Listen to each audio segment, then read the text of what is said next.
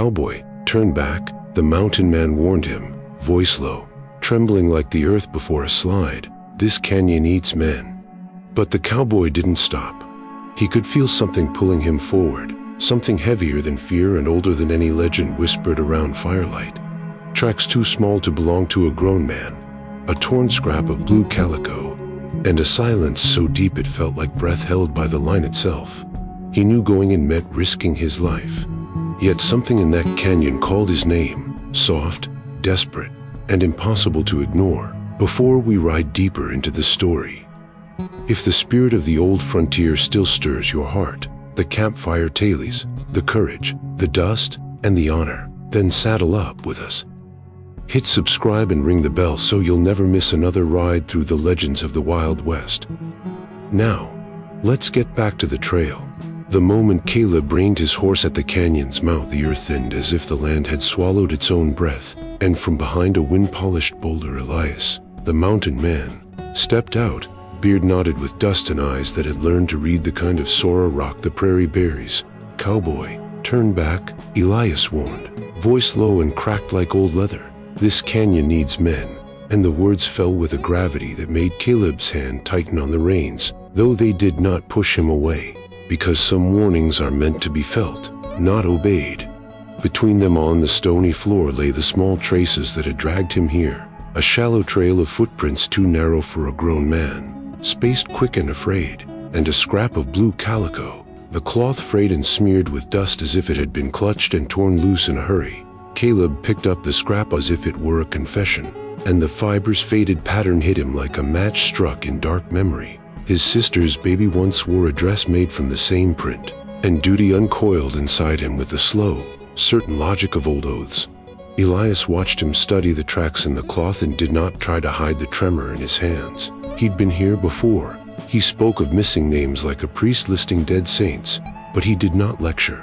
Instead, his mouth folded into the kind of silence that carries a story so heavy it prevents you from dropping it. Caleb listened with the canyon's shadow pooling at his boots. The passage yawned black and narrow, walls razor-edged and honest, ribs of stone that funneled sound into strange hollows, and even the insects seemed careful not to make noise. He thought of the many times silence had meant safety and the times it had spelled doom. Fear rose like river mist, clear, insistent, but beneath it, steadier and fouler than pride, was the ache of a promise kept in private. He'd left a child once, years back, trusting the prairie's mercy. When he'd found her absence later, the guilt had become a companion, and he had sworn, soft as a whisper, to chase small trails others dismissed. "You don't have to go in," Elias said again, not angry now, more like a man naming the shape of a falling stone. And Caleb felt the canyon's hush answer with something colder, an absence that fit too well around the syllables of Elias' warning, like a glove cut for a thief. He pushed his hat back and looked at the narrow throat where sunlight thinned into a coin of pale light, and he could see the faint gouges on the stone where hands or claws had raked. The marks were old and new at once, layered like the scars on a man's face, and the thought of them opened a different kind of ache, compassion for whoever had walked those tracks, fear that whatever made the marks might be human, and dread that it might be something else, something patient. For a moment the two men stood facing the canyon as if it were a judge, and Caleb felt the discussion inside him condense, the cautious, reasonable voice saying, "Ride back to open country where the horizon keeps its promises." The other voice, deeper and rarer, answering that out here promises are kept by hands willing to dirty themselves, that the blue scrap in his palm might be the only thread left of a child's life. He folded the cloth into his vest and settled his jaw. The horse shifted and stamped, and Elias flinched at the sound the way a man flinches at thunder that comes without rain. With one slow nod, Caleb stepped forward, boots scuffing a dry path, his shadow knife straight across the warming stone, and as he entered the canyon the silence seemed to press against his back, not empty now but expectant, like a room waiting for an honest confession. Elias called after him once, voice thinner than before, "Don't let it take your heart, son." And Caleb didn't answer, for the canyon had already started to tell him its story in the scrape of those small tracks leading deeper, and in the way the blue calico warmed against his chest as if it had a pulse of its own, as if the land itself had wrapped someone in cloth and whispered their name into the dark. Caleb stepped into the canyon like a man walking into a confession booth, the air thinning around him as the walls rose high and narrow, squeezing out the last hints of open sky until the world behind him felt like a memory already fading. And with each careful footfall he could almost hear the canyon's pulse, quiet, slow, ancient, matching his own. The stone pressed so close on either side he could reach both walls with outstretched arms, fingertips grazing rock that felt unnervingly warm, as if it had swallowed sunlight long ago and kept it hostage, and that heat made sweat bead along his brow even though the path was dim and cool under the high shadows.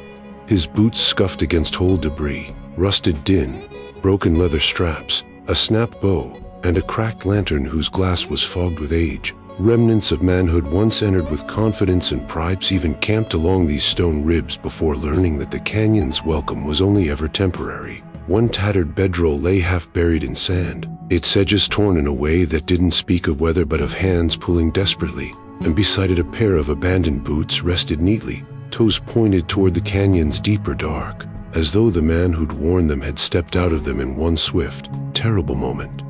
Caleb crouched, fingers brushing the sand, noticing how the wind never reached this far in. No tracks besides the small ones ahead in his own. No recent signs of travelers. Only a smothered stillness that made the hair at the back of his neck rise. The deeper he went, the more he felt watched. Not by eyes he could place, but by something threaded through the canyon's bones itself. Some quiet awareness that tracked his breath, counted his steps, and waited for him to understand that he was no longer walking on land but into the memory of the land. Halfway down the narrowing passage he found what might once have been a small campsite, a ring of blackened stones, a kennel bent in half as if stopped by a mule, and scattered papers fused together by old rain. He nudged one apart with his knuckle and glimpsed ink blurred beyond reading, the words lost but the desperation in the strokes still visible. Lines scratched with the speed of a hand trying to leave truth behind before truth swallowed it whole. Caleb stood again, throat tight, knowing this place carried the weight of stories men never finished telling, and that weight settled on his shoulders with a familiarity he despised. A flutter at the edge of his vision made him turn sharply, just a shadow slipping along the canyon wall with no wind to move it, and he gripped the strap of his rifle, heart thumping in a rhythm he recognized too well, the rhythm of a hunter becoming the hunted. The silence deepened as he pressed forward, troubled by the fact that even his own breathing felt too loud, too intrusive, as though the canyon disapproved of noise and preferred its visitors quiet as bones. And then, carried by that dark hush, an old memory rose unbidden, one he'd spent years burying under dust and distance. He saw himself years younger, kneeling beside a runaway girl whose ankle had snapped in her fall, her small hands trembling as she begged him not to leave her alone while he went for help. And he had sworn, voice steady despite the storm in his chest, that he'd never abandon a child again, never let the world swallow someone too small to fight back. But the storm had taken him off the trail, and when he returned she was gone, leaving only a broken trail and the taste of guilt he'd never scraped off his tongue.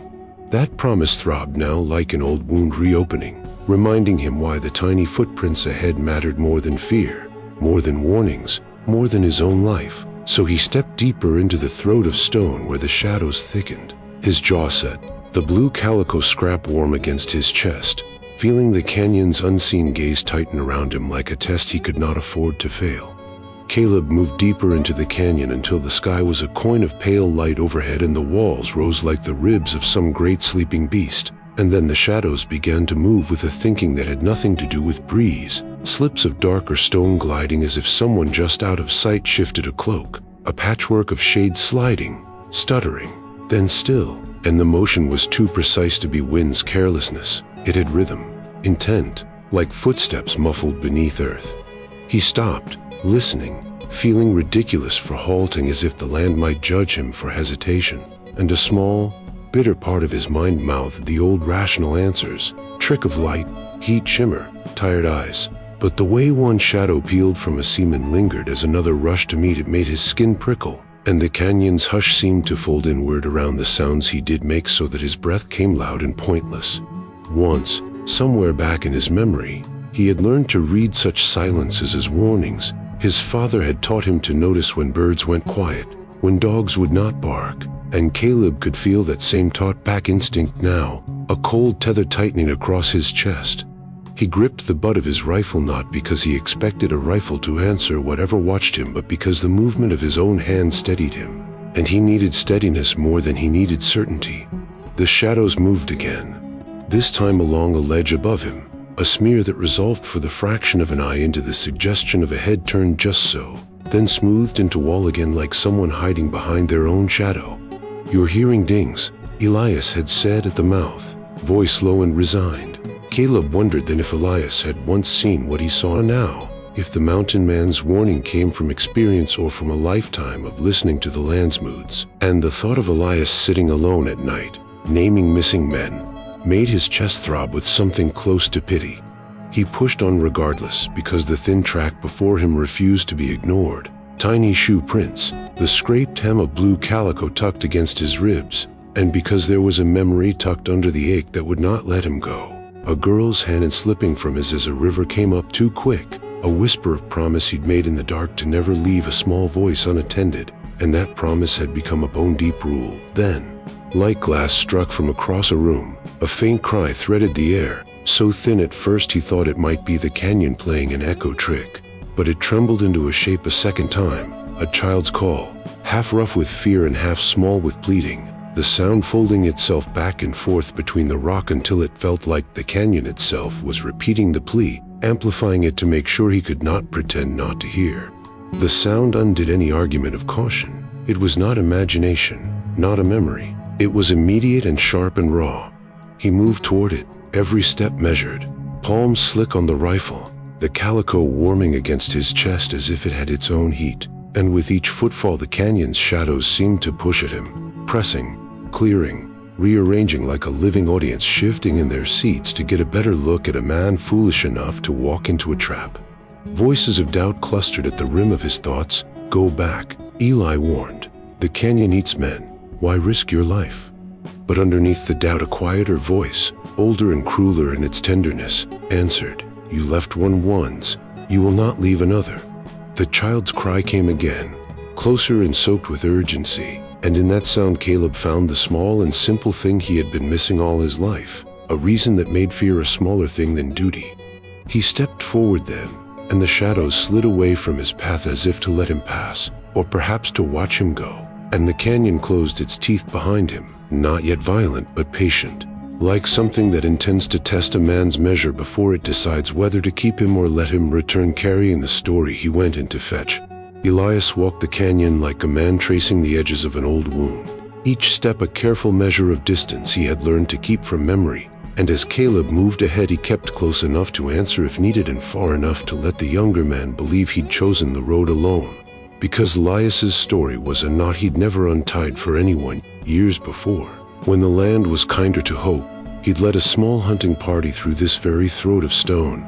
4 men and 2 boys whose laughter had sounded like the kind of music a man keeps in his bones, and they'd camped where the firelight met the canyon lip, thinking the place a convenience, a shaded pass between ridges. But the night rearranged itself around them, and by morning 3 of the party were gone as if the earth had exhaled and taken them away. Only their gear left behind as ghosts, a boot half buried in a dust drift, a hat shredded on a rock, a bundle of rope snagged on a thorn.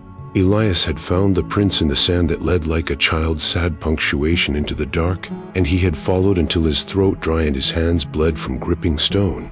But the canyon kept its mouth closed to him, and when at last he returned to the rim he carried only the smell of smoke and the heavy, stunned silence that follows any place where men disappear, while others, family, wives, fathers, waited with teeth clenched and questions that turned to blame. He had survived, and survival in that place had the bitter taste of cowardice that never washed out, because the canyon took not by accident but by a patience Elias had never learned to face with clean hands. And when the neighbors muttered that he led them into trouble, his chest had learned to hold the weight of their anger like an extra coat of weather. But the truth that never left him was that on the last night when darkness came down like a verdict, he'd woken to the sound of something moving at the edge of the firelight and thought, for a miserable second, that it was the safest thing to wait it out. He'd tell himself then that he would have been murdered too if he'd moved, that he had been a fool then, and yet the guilt gnawed like a rat under floorboards, and he had dreamt of the lost men as if they stood in doorways waiting for him to call them home. After that, he stayed near the canyon's rim, watching the passes, naming the missing in private, because to do nothing seemed worse than admitting he'd been spared for reasons he could not explain. And he learned the canyon's moods the way a preacher learns scripture, noting how the light slid over the stone in mornings that bred silence and how the wind refused to speak at noon as if it, too, feared to wake whatever lived between the walls. Now, trailing Caleb, Elias felt the old guilt flare and smear his features. Here was a man who would not turn back, and Elias recognized in Caleb's jaw the same stubborn ask for penance he carried for years. He reminded himself to stay practical, to mark traps, to listen for the tiny noises animals made when they knew danger. But there was a beggar's part of him that wanted to step forward and say, "I was there, I'm sorry, let me help you atone." And in that wanting was a selfishness he hated, because helping Caleb might simply be a way to absolve himself at the cost of another man's life. He kept his voice low when it slipped out at all, weaving his few words into the quiet as if not to disturb the canyon's opinion. "We ain't got much light," he said once, and later, "Watch the ledge there. Short, measured. The kind of lines that give a man practical footholds and nothing of confession." And Caleb accepted them with the small nods of someone who needs instruction but refuses pity. Elias watched the younger man take those instructions and move on. And while he moved, he told himself the truth, that he followed not to save Caleb from the canyon but to keep the canyon from taking another name no one ever spoke of out loud. Because names left unspoken became accusations, and Elias could not bear another silence to sit on his shoulders. So he fell into the canyon's rhythm with him, a shadow tethered to a shadow, haunted by the faces that had once filled his dreams and relieved by the thought that perhaps, by staying close, he might keep one more promise from becoming an empty place at a fire where someone will one day whisper, with a voice like his own, "He didn't come back." Caleb pushed deeper into the canyon where the walls twisted like a serpent's spine, and the path underfoot narrowed until every step felt like walking along the thin edge of a story men weren't meant to finish. And it was there, where the dust had settled in a shallow hollow and lights landed weakly from above, that he saw it, a small handmade doll lying half-buried as though the earth had tried to hide it out of pity, its yarn hair tangled, its round stitched eyes staring blankly upward, and its tiny calico dress torn at the hem in the same pattern as the scrap he carried against his chest. For a long moment Caleb simply knelt, breath lodged somewhere between prayer and dread, because the doll wasn't the kind of thing a traveler dropped or a scavenger stole. It was the sort of companion a child clung to on long rides or quiet nights when storms rattled the windows, and its presence in this canyon felt like an accusation carved into the dust itself. He lifted it gently, almost reverently, brushing grit from its painted cheeks, feeling the delicate stitches that some mother or older sister had sewn with loving patience, and in the weight of that tiny toy he felt the brutal truth settle. Someone small had come through here, someone who had run or been dragged, someone scared enough or hurt enough to drop the thing meant to keep them brave. The realization struck with a ferocity that stole his breath, and the memory of the girl he had once failed flickered sharp and merciless, stirring the vow he'd made in the hollow of his chest where regret had lived for years. Behind him Elias watched, shoulders sagging like a man remembering children he'd never saved either. And though neither spoke, their silence carried 1,000 miles of shared guilt. The canyon wind chose that moment to shift, slipping through the narrow stone teeth with a sigh that felt too human, and with it came a smell that made Caleb straighten, a faint, smoky scent.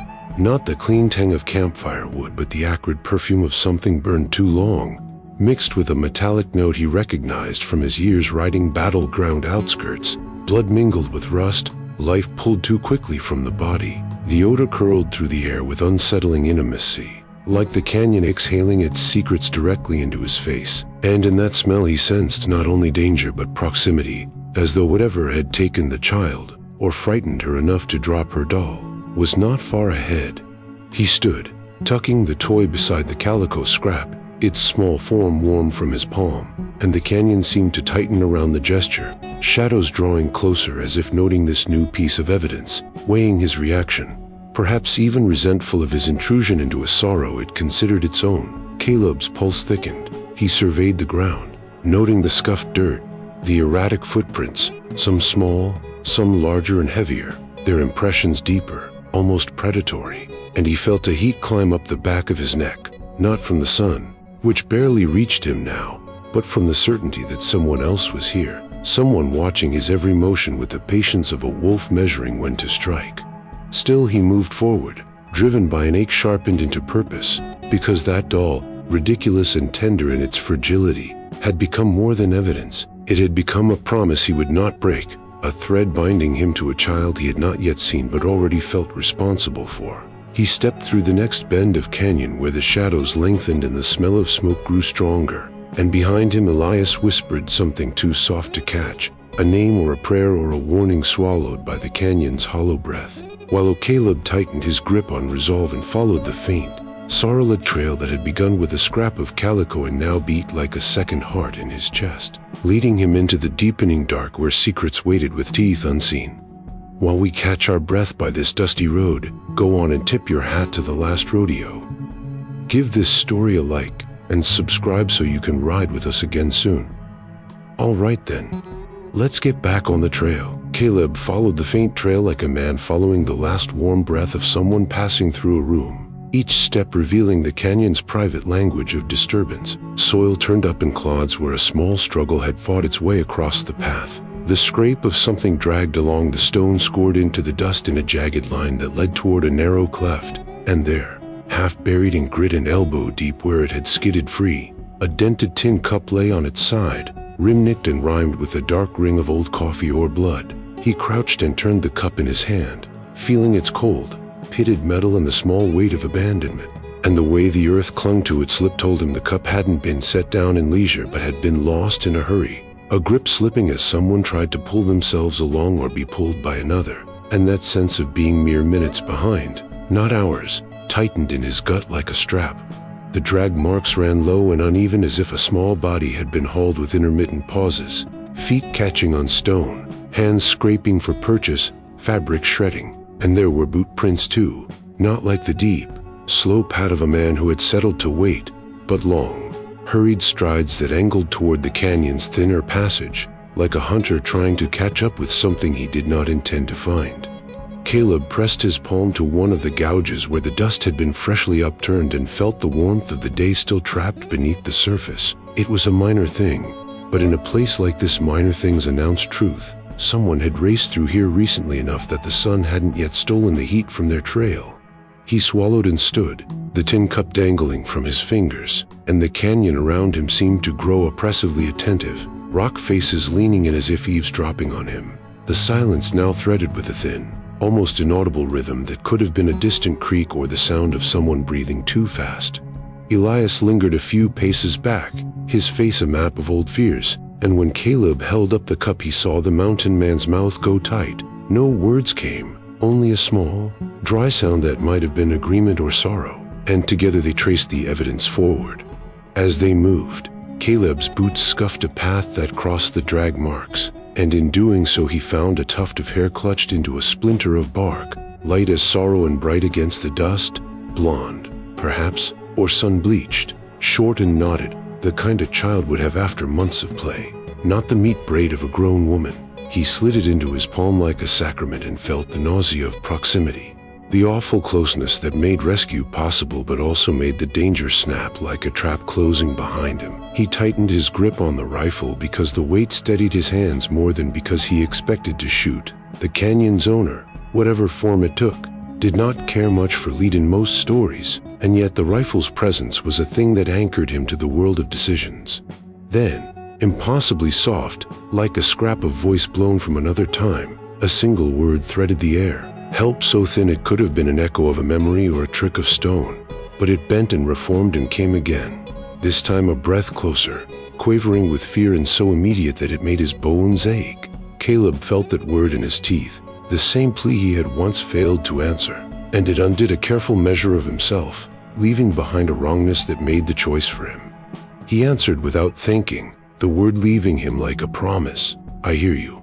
The canyon swallowed his reply and gave back only a sharp rustle as something shifted above them, rope, perhaps, or the slide of a rope trap resetting, reminding him the danger here was not the strange or the supernatural but the deliberate, a pattern, a plan, a human mind shaping the canyon into a machine for taking.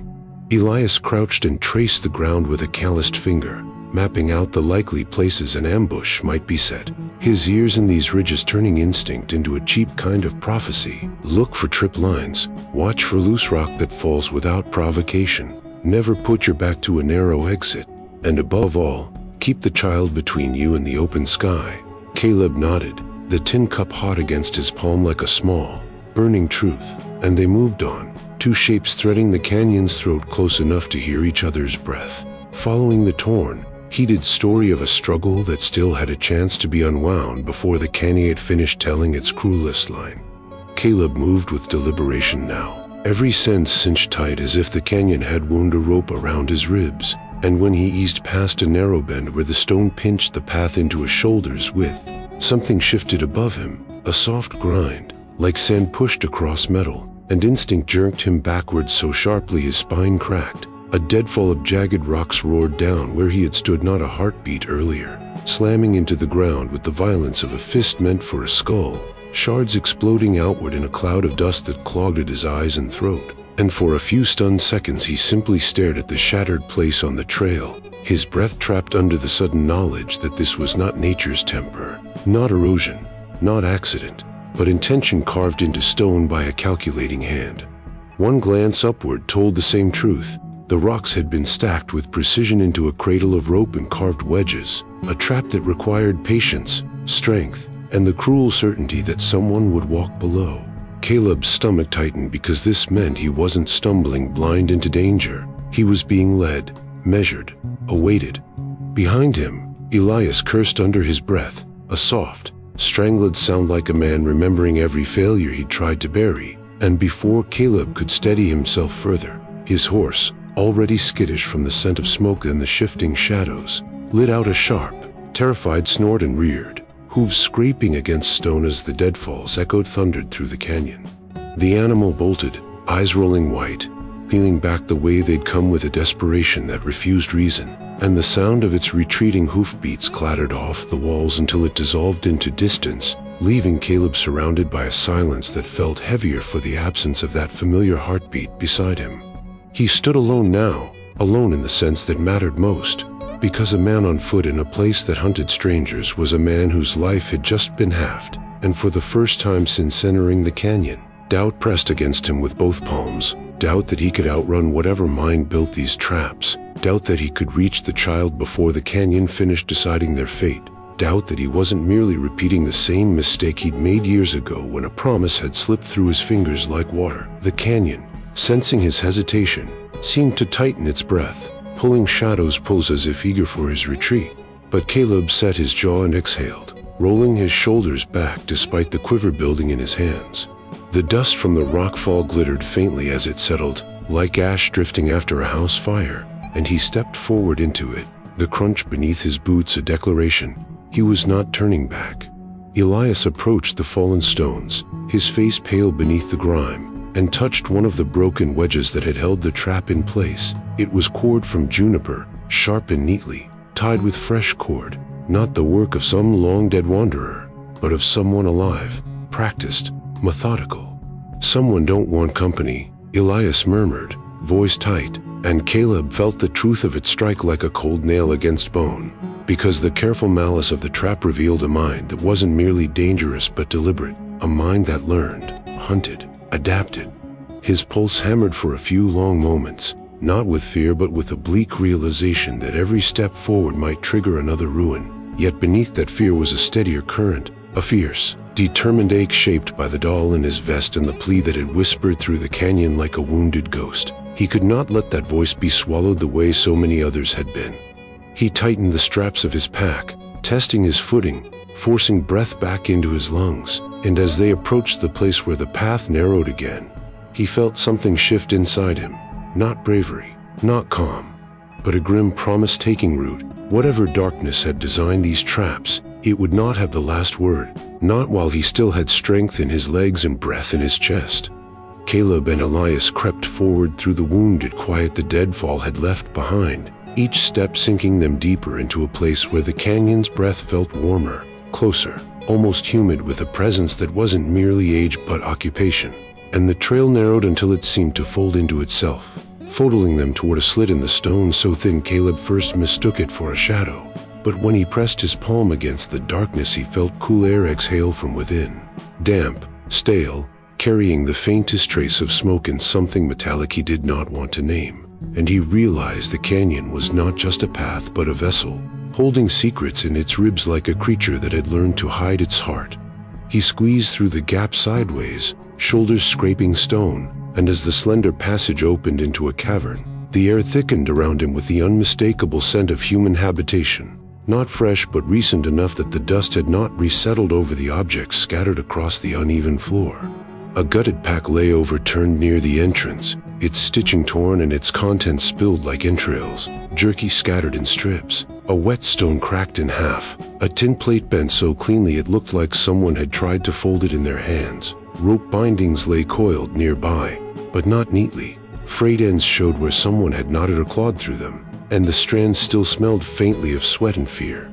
Caleb crouched, fingers brushing the floor where drag marks cut through the dust, leading toward a deeper tunnel half veiled by curtain-like rock. Beside that passage lay a jacket, heavy canvas, tan once but now stained with dirt and blood, its collar torn as if someone had been grabbed by the throat and yanked backward. And when Caleb lifted it, he felt the weight of its dampness, a cold seep that clung to his skin and told him the blood was not months old but days, perhaps hours. Elias's breath caught behind him. "Hello," strangled sound of recognition or horror, and he whispered, "I've seen that brand before. That's Parsons's coat," naming a man Caleb vaguely remembered from the settlement posts, a hunter with a loud laugh and a louder temper, now reduced to a ghost folded into cotton and blood. The jacket sagged in Caleb's hand like a body missing limbs, and he set it gently aside, throat tight with the knowledge that this place had consumed more than innocence. It had harvested men one by one.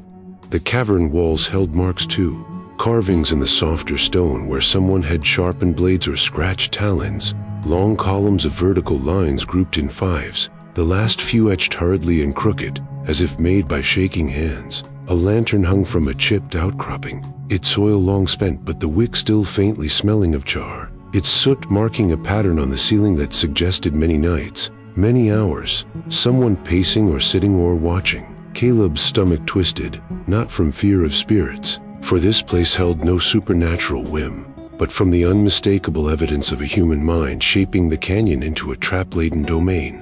A solitary bedroll sat shoved against the far wall, flattened by frequent use, and beside it lay piles of small, stolen things, buttons, bits of ribbon, a cracked harmonica, coins arranged into stacks one might find on a gambler's table. It was a collection far too curated for an animal's hoarding.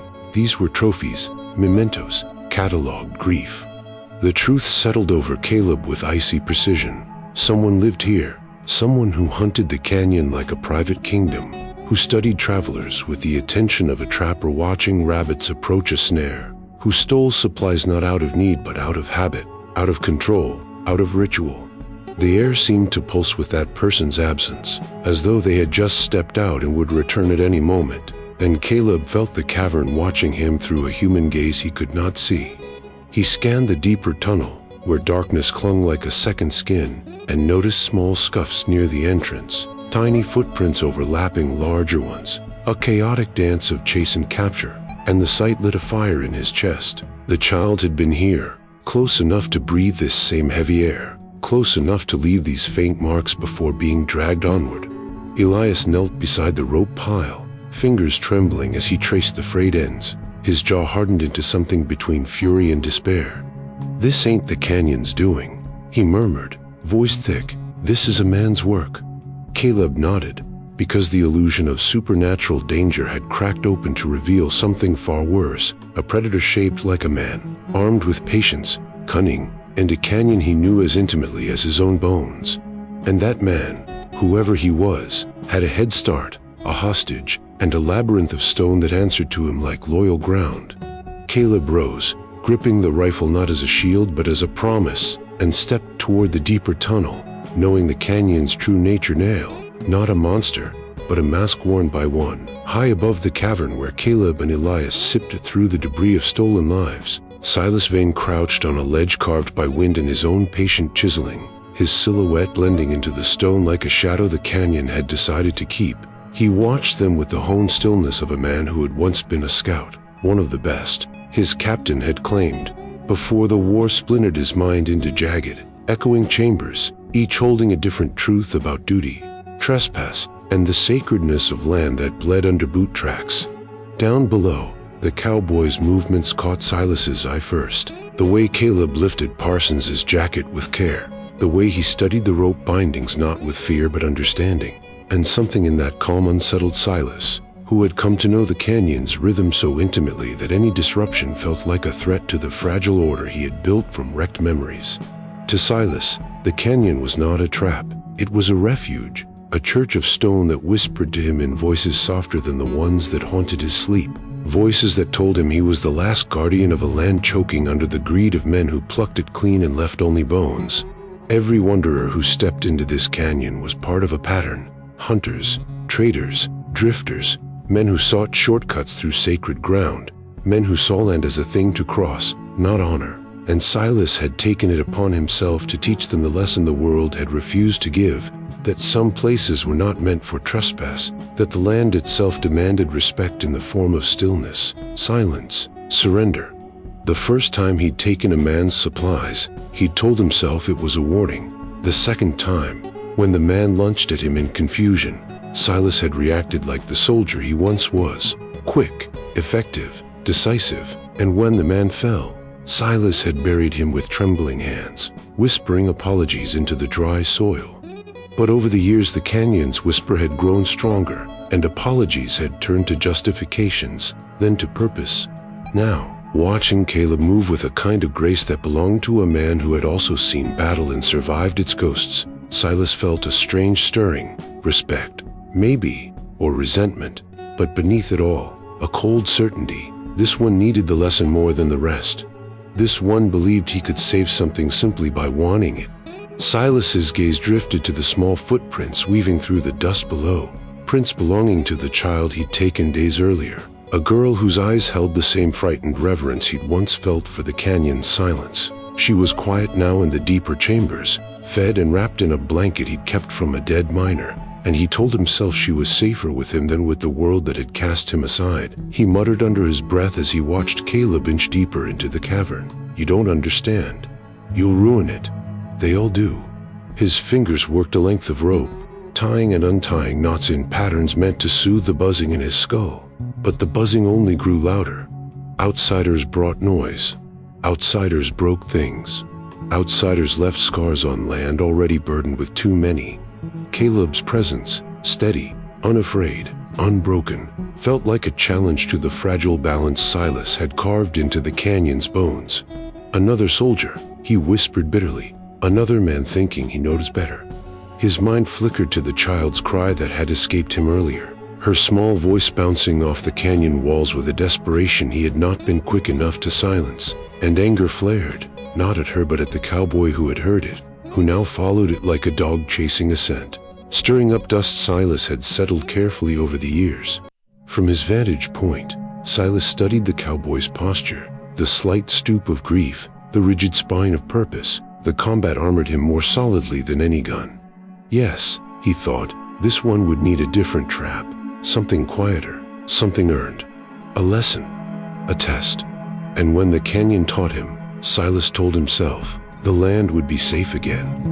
Caleb pressed deeper into the canyon's inner veins, where the air grew heavier and the walls funneled sound in strange ways, making every breath he took seem borrowed from someone else. And as he moved past the cavern's mouth into a narrower, darker corridor, the faint scuff of a child's desperate feet guided him like a heartbeat he refused to lose. The ground sloped downward until the stone beneath him dropped away entirely, revealing a black chasm that cleaved the canyon in two, and spanning that impossible gap lay a footbridge so thin and rotten it looked like a dare from the canyon itself. Planks warped by time, their edges curled and splintering like ribs broken outward, the ropes frayed into threads that trembled even with not wind. And below in the abyss he saw the pale shine of old bones, scattered in patterns that suggested not chance but choice, as though someone had placed them to remind trespassers what happened to those who didn't listen. Elias murmured a curse behind him, voice hushed by fear or reverence.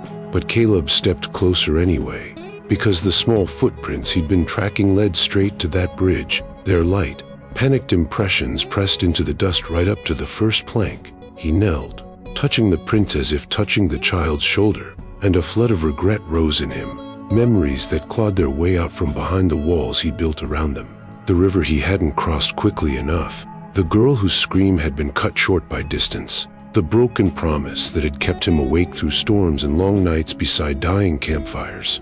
The knowledge that sometimes he was just minutes too late, or seconds too slow. And the guilt of that made him hesitate now. A heartbeat-long pause where fear asked if he wanted to fail again. But the thought of that doll in his pack, of that whispered help trembling through the canyon like a fragile truth, struck him with a force that left no room for retreat. He rose and tested the first plank, his boots sinking into the softened wood until it creaked like a dying animal. Yet it held, and the sound seemed to echo forever into the chasm as though the canyon were deciding whether to release him or swallow him whole. Caleb moved forward one step at a time, arms wide for balance, each plank complaining beneath his weight, some sagging dangerously, others snapping just as his heel left them, sending shards spiraling down into the darkness where they landed with sharp, distant clicks among the bones. The bridge swayed, ropes groaning like they mourned their own weakness, but he kept walking, jaw set, eyes pinned to the opposite ledge where the trail continued into shadow. And though sweat slicked his palms and a tremor lived in his knees, his mind filled with only one truth: he would not fail this child the way he had failed before. Midway across, the memory of the girl he had lost rose again, her hand slipping from his, her voice fading, the impossible weight of her absence shaping the man he'd become. And he whispered aloud, barely moving his lips, "Not again. I won't let it happen again." Because speaking the vow made it real, made it carry more weight than the rotten bridge could steal from him. The chasm's breath rose warm against his face, carrying hints of decay, dust, and time. But ahead he saw a small scrap of blue cloth snagged on a jut of rock, a fresh tear, bright against the stone, and that sight ignited something fierce inside him, a kind of hope sharpened by fear. The child was close, close enough that her trail hadn't yet been erased by canyon breath or predator's planning. When his boot touched solid ground on the far side, he didn't pause to rest. He only let out a slow exhale, a release of everything that had tried to hold him back, and Elias reached the edge moments later, refusing to cross the bridge but offering a solemn nod that carried both warning and respect. Caleb lifted the scrap of cloth into the faint light, felt its warmth from the sun, and tucked it beside the doll in his vest, a second promise layered on the first. Ahead, the canyon narrowed into a long throat of shadow, a place where only someone desperate or cruel would lead a child, and Caleb stepped into it with determination hardened into something nearly prayerful, knowing the next breath he took might bring him face to face with the one person he could still save, and the one man determined to stop him. While we catch our breath by this dusty road, go on and tip your hat to the last rodeo. Give this story a like, and subscribe so you can ride with us again soon. Alright then, let's get back on the trail. Caleb moved into the next passage where the air seemed to cling to his skin like damp cloth, heavy with the stale breath of someone who had waited too long in the dark. And as he followed the faint scuffs of small feet along the stone, his pulse quickened, not with fear, but with the awful possibility of arrival too late.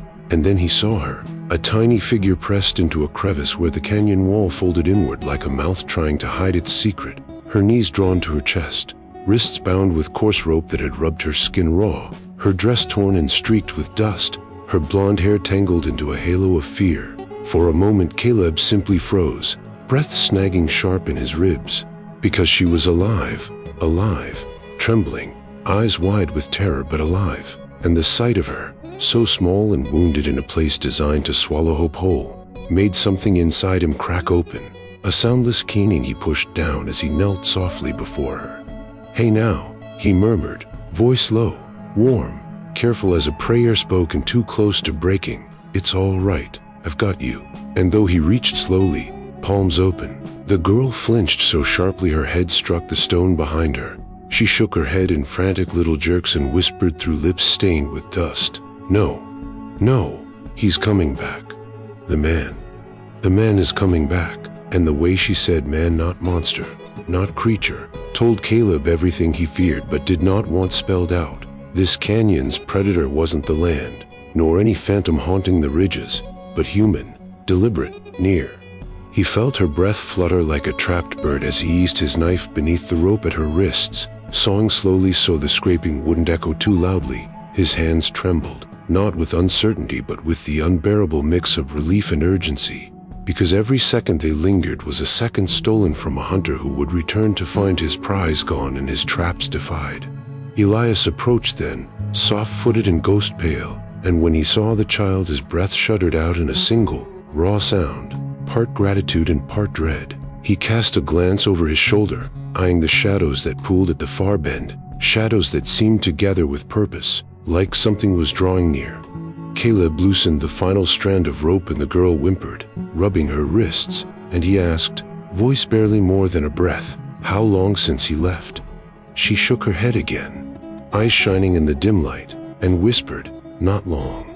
He only went to check the traps. He always comes back. The word always chilled him. Routine, ritual, a cycle repeated with the confidence of someone who believed the canyon belonged to him alone. Caleb swept the child into his arms and felt how light she was, how she clung not with trust but with the desperate instinct of someone who had nothing else to hold on to, and he knew with a certainty that carved him hollow that they had minutes, maybe less, before Silas Vane returned. The canyon itself seemed to tighten as Caleb lifted her, the air sharpening, the silence bracing as though bracing for a collision, and he could almost hear the scrape of boots somewhere behind them, not loud enough to pinpoint but close enough to cut the air in warning. Elias touched Caleb's shoulder, his voice a hoarse rasp, we gotta go now. Now, and Caleb nodded, adjusting the child's weight, tucking her head beneath his chin so she wouldn't see the panic creeping into the world around her. The canyon walls loomed like narrowing jaws, every shadow suspect, every step dangerous. But Caleb's resolve solidified into something cold and immovable. He would not let this child vanish into the canyon's hunger the way others had. He would not fail again. With one last glance toward the deeper dark, where he felt the predator's return like a storm pressing its first breath against the earth, he turned and began the desperate climb back toward the faint, uncertain promise of light, each footfall a race against the man shaped by this canyon and the horrors he called home. Caleb felt the canyon change its skin beneath his feet, as if the stone itself had hardened into a new purpose, and the first sound that told him everything was not a shout but the careful, almost ceremonial scrape of a boot on ledge, the measured step of a man who knew this place like a prayer. Silas's voice dropped down then, calm and small and terrible. Thought you'd take my girl and skedaddle, did? And the canyon answered him like a beast obeying command. A slab above them sighed loose and slammed into the path with a thunder that folded dust and light into a blind. Ropes that had held nothing for years snapped like the end of a sentence, and somewhere a trip line, thin as a spider's whisper, went taut and jerked a net into the air where they'd planned to flee, sending old cords whipping through the throat of the passage. For a moment the world narrowed into a single, terrible geometry, rock, rope, shadow, and Caleb's instinct became a map of seconds, each one a decision. The first stone hit the ground where his boots had been a breath before and sent a spray of grit that stung his eyes. Reflex shoved him forward, not back, and he folded his body around the child he'd cradled, arms locking hard, ribs pressing her to him like an improvised shield. Because a man on foot with a child in his arms is a target and also a demand. Stay alive. Rocks shifted again, smaller slides that turned the path into a shifting puzzle. A rope snapped at Caleb's elbow, catching the edge of his coat and jerking him. But his grip on the child tightened until his knuckles whitened and he leaned into the pole like a man bracing for storm, counting steps by feel. Elias, who had refused the bridge and refused to go further across on his own, moved with the old, quiet usefulness of a man who has seen too many endings and wants to delay them. He kicked loose small stones to check for traps. He flattened his ear to the canyon's skin to listen for the friction of prepared snares. He shoved the child's weight toward an easier line, speaking in short, clipped sounds that were not orders but anchors. Left, rock loose, now. Caleb obeyed because there was no time for argument. The canyon convulsed around them, loose pebbles cascading like a small gray rain, a hidden pulley above them groaning as it took load and released a cascade of dust and a sharp, metallic clang that screamed of human planning. He ran when the space allowed, carrying the child tight, feet finding the narrow notches he'd memorized on his way in, memory now weaponized into movement. Step, slide, pop, each motion measured against the knowledge of where men had set their snares, where they'd carved wedges to drop and where they'd hung ropes to pull down passageways. He remembered Elias's face at the canyon mouth, the plea in that old man's voice, and that memory was a flame that refused to be smothered. And net knocked them sideways. Caleb rolled, shield curled close, and the child whimpered but did not scream. Fear, not despair, and that small, stubborn sound pushed him up again. Above, Silas moved like a shadow with hands that knew how to stitch ruin, tying off a new line with a surgeon's patience, his breath steady in the thin air. Caleb could hear the faint rasp of him, the rasp that had become a part of the canyon's vocabulary when Silas believed he taught the land civility by teaching trespassers caution. They ran a gauntlet of old trap works, tripboards that bucked, levers that popped, a false ledge that sloughed away with the effort of a man's weight, and every time Caleb found the safer notch it was a scrape against the canyon's will, an argument with the geometry that tried to swallow them. Once his boot slipped and for a heartbeat the world tilted toward the chasm's mouth, the bones far below grinding like a chorus of final words. But he planted his heel in a fissure and hauled himself up, breath like a bell cracking open, and kept the child against him as if wholly. Elias flanked them, slow and steady and stubborn as the hill itself, drawing the canyon's gaze away from Caleb for a second so he could move faster, and together they threaded the path Caleb had studied earlier as if moving through memory. The canyon felt alive, hostile and hungry, but it was also a stage where every decision sung its consequence. Caleb's chest ached with remembered failures, with the young lives he'd failed before, and that ache shaped his courage into something fierce and exact. He would not fail this one. They burst finally into a narrower throat where light fractured into slivers and the sound of pursuit sharpened. Silas's voice closer now infuriates with its own wickedness, and Caleb steeled himself for the next move, every muscle primed for the moment when choice would become action again. Because the canyon could throw rocks and snap ropes, but it could not undo the man who decided, right then, right there, to run until nothing held him but breath and the weight of a small life in his arms. They came to the ledge like two men who had been cut down to the smallest possible battlefield, a narrow strip of stone squeezed between a chasm that yawned 100 feet into white-bone darkness on the wall so sheer it seemed to breathe out shadow. And when Silas stepped into the pale slit of light he moved like a man walking toward altar and verdict both, calm as a man who has rehearsed his righteousness until it feels like doctrine. Caleb planted his boots, child tucked against his chest, breath a rope steadying him, and the canyon around them hummed with the memory of all the traps and slides and narrow escapes that had led to this moment. The air thin and metallic with fear in the mica and the rock catching light like the eyes of 100 witnesses. Silas's face was worked from the canyon's own stone, templated by wind and loneliness, his jaw tight with reasons that had become religion, and there was no gleam of triumph in him, only a hard, sorrowful conviction as if he truly believed he was performing mercy by making the land safe through pain. "You shouldn't be here," he said, voice low and flat, not quite a question and not quite a sermon. And Caleb felt the way those words landed on the ledge, small stones shifting as if in agreement or a protest. Caleb answered with the steadiness of a man who'd practiced restraint into a weapon. "You don't get to decide who lives here." The exchange was a blade, quick, necessary, nothing wasted. Silas smiled without humor, a thing like a crack in a rock, and said, as if reciting from a catechism only he could hear, "They come through and they take more than they leave. They'll scar this place until it dies. I'm fixing it, teaching them, so it learns not to let 'em." There was conviction in the cadence, an earnestness that made his cruelty worse, because he believed himself steward, not slayer. Around them the canyon seemed to lean in, listening, as if it wanted their logic weighed and found wanting. Caleb shifted, the child's small body protesting with a soft whimper, and he let the heat of old shame and newer resolve lock him into place. He had failed before, but failing again was a sentence he refused to take, and the only answer he could bring to Silas's warped sermon was the rawness of human care. "She's a child." That made Silas's eyes flicker with something like pity and then harden into a soldier's calculation.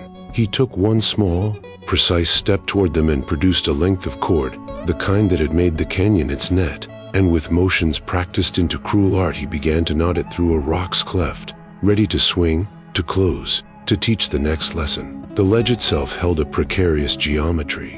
One misstep and the drop would be final, and the canyon had already taken men who counted their steps poorly. Elias, pinned a few strides back, had no room to flank and only the blunt instrument of his presence and his old knowledge to offer. He clucked once like a man calling a horse, a sound meant more to steady Caleb's hand than to warn.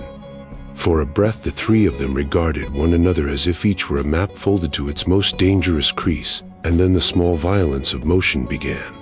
Silas lunged with the rope, taut and cruel. Caleb stepped toward him, not with a draw of iron but with a motion meant to intercept, arm swinging not to strike but to snatch the cord, his body bearing itself to the canyon as if it were armor. The two men collided with the force of old grievances, fast, brutal, the kind of thing that leaves no poetry in its wake, hands fighting for purchase, faces close enough that breath and dust mixed between them, the child's soft sob a thin thread in the tumult. Words were few, a curse spat from Silas, a husband's plea from Elias, Caleb's single, ragged, enough.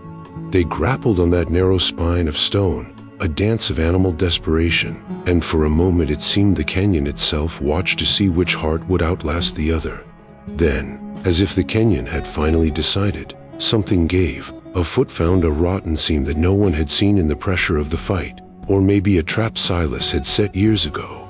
One of those little engineered betrayals whose purpose is to spare the hand that set it while cursing the feet that wander, snapped. The ledge shuddered with a small, final complaint and a built-in wedge slid, not by Silas's intent but by the slow undermining of 100 winners, and the rock under Silas's boot crumbled like testimony exposed to truth. He lurched, hands flailing for a hold that had been there a breath before and wasn't now, and for a suspended heartbeat his expression was naked, shock, realization, the sudden, awful knowledge that the canyon's care had turned on him. "No," he began, the sound thin and unwound into air, and then he fell, not by another man's shove but by the collapse of his own calculated stage. His body slid, snagged briefly on an old snare-he'd meant to spare himself, and then gravity and the canyon took him. A tumble and a final muffled thud swallowed into the dark below, leaving the ledge trembling and their breaths loud in the emptiness. He left. Caleb sagged where he stood, the child clutched tighter, tears leaking unheeded into dust. Elias vomited a single sound that might have been prayer or accusation, and for a long slow moment there was only the canyon and the thin woven silence of consequences. The fight was over, not with a clean justice but with the canyon's old, blunt logic. Its traps took what men gave it, and Caleb, chest pounding and hands shaking, felt the jagged relief of survival cut with sorrow, because the man who'd fallen was as broken and misled as any soul the canyon had swallowed. He had been both monster and martyr in his own mind, and now the cliff had decided, as cliffs do, without mercy for either truth or excuse. Caleb gathered the child into his arms, her small weight trembling against his chest like a bird that had flown too close to a storm, and for the first time since stepping into the canyon's throat he felt the full exhaustion of every moment. The chasm crossings, the trap snapping like jaws, the fight on the narrow ledge where breath had tasted like dust and death. But there was no luxury of pausing, not yet. The canyon, though suddenly still in the wake of Silas's fall, seemed to listen with a wary, lingering awareness, as if waiting to decide whether it would demand one final price. He tightened his grip on the child, felt her shaky breath dampening the collar of his shirt, and began the slow, careful journey back toward the light, choosing each foothold with the caution of a man carrying both hope and what remained of his own resolve. Elias trailed behind him, slower but steady, grunts of effort echoing softly as they climbed the winding path that had earlier tried to kill them. The old man's face was gray with shock, streaked with grief and sorrow, but something brighter flickered there too, relief, fragile as a flame cupped against a hard wind. As they moved upward, the canyon seemed to widen by degrees, just enough for a breath of wind to slide between the stones, carrying with it the faint scent of open sky, sagebrush, and sun-warmed air, and Caleb felt his legs nearly buckle at the nearness of freedom.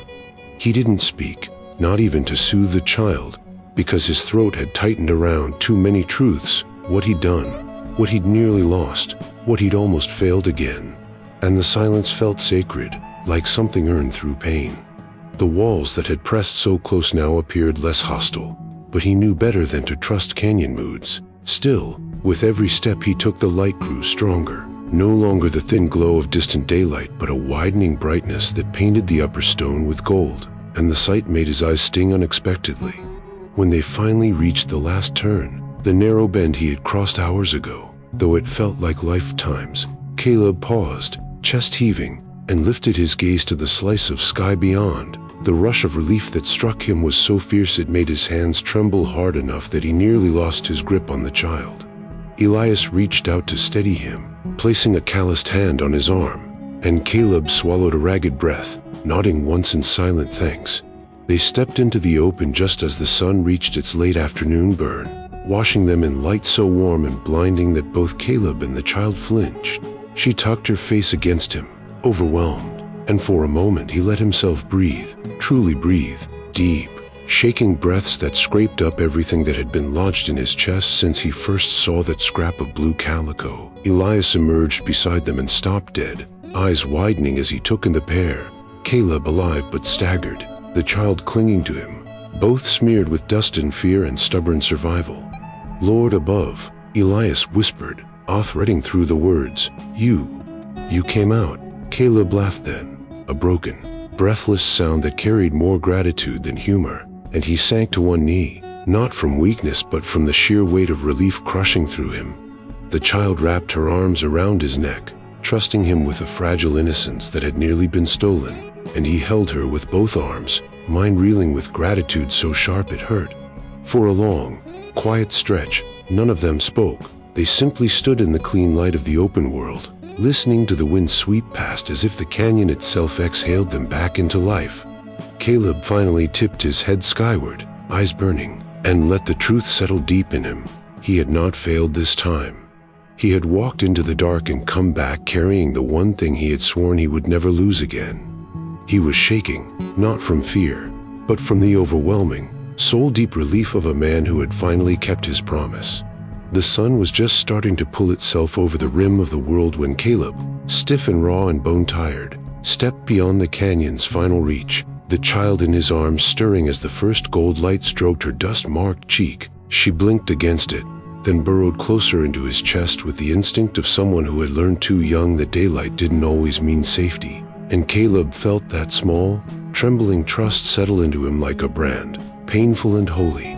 The canyon behind them loomed silent now, its jagged mouth sealed in shadow as if nothing had happened inside its long, poor ribs, as if it hadn't tried to devour them or teach them its brutal lessons. Elias emerged behind them, hobbling but upright, and for a long moment he simply stared at the two of them, Caleb standing in the clean morning light, the child's arms hooked tight around his neck, and his weathered face softened into something cracked open and reverent.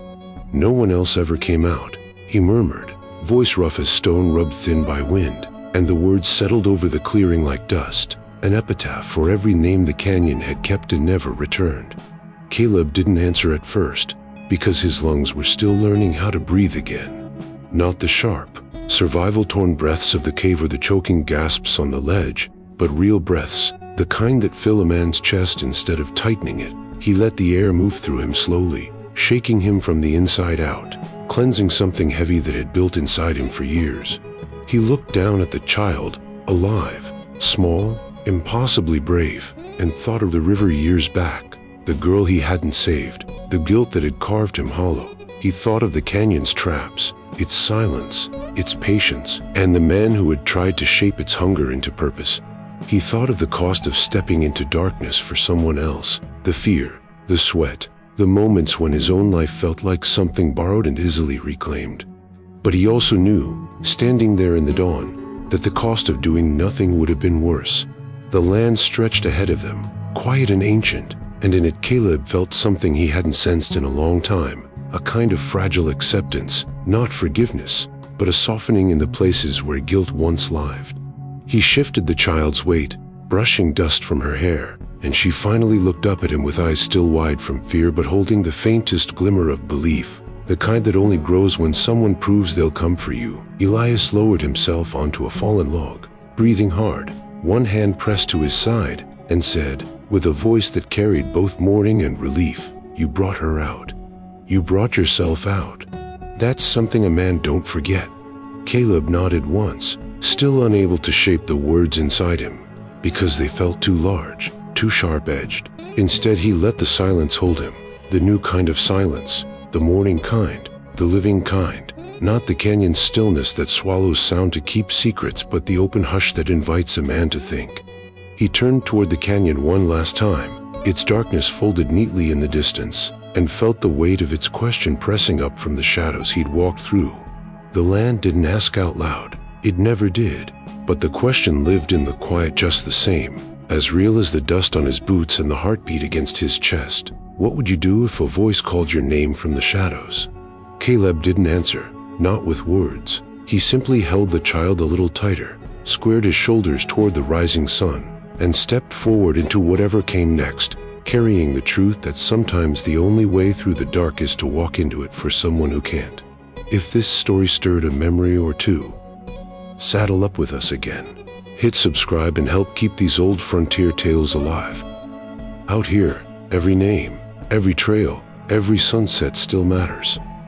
So till we meet again, friend, keep your hat tipped to the past and your heart pointed west.